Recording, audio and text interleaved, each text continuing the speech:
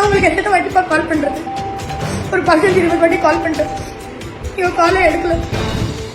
இங்க ஒரு பெரிய பிரச்சனை ஆயிடுச்சுப்பா. அதனால தான் உங்களுக்கு இவ்வளோ வாட்டி கால் பண்ணேன். என் போன்ல சுத்தமா சார்ஜ் இல்லை, 5% தான் இருக்கு.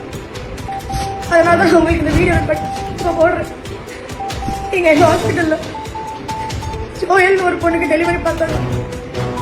நார்மல் டெலிவரி சொல்லி தான் ட்ரை பண்ணணும். குழந்தைய பிறந்துச்சு. அதான் பிறந்து ஒரு நிமிஷத்துலேயே குழந்தை இறந்துருச்சுப்பா. இங்க எல்லாருமே அப்செட். குழந்தைய கிளீன் பண்ணி அட்டண்டர் கிட்ட ஒப்படை சொன்னாங்க. என்ன நானும் கிளீன் பண்ணி ரத்தத்தெல்லாம் தொடச்சி டாக்டர் சுத்திட்டு இருக்கும்போது திடீர்னு குழந்தைக்கு உயிர் வந்துருச்சுப்பா. எனக்கு ஒண்ணுமே புரியல.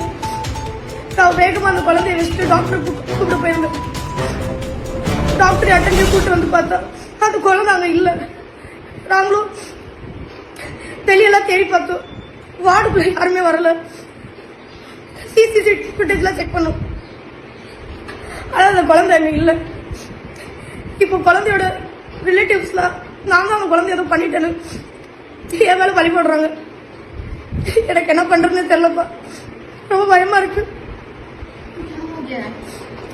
தெரியல, எனக்கு என்ன பண்றதுன்னே புரியல.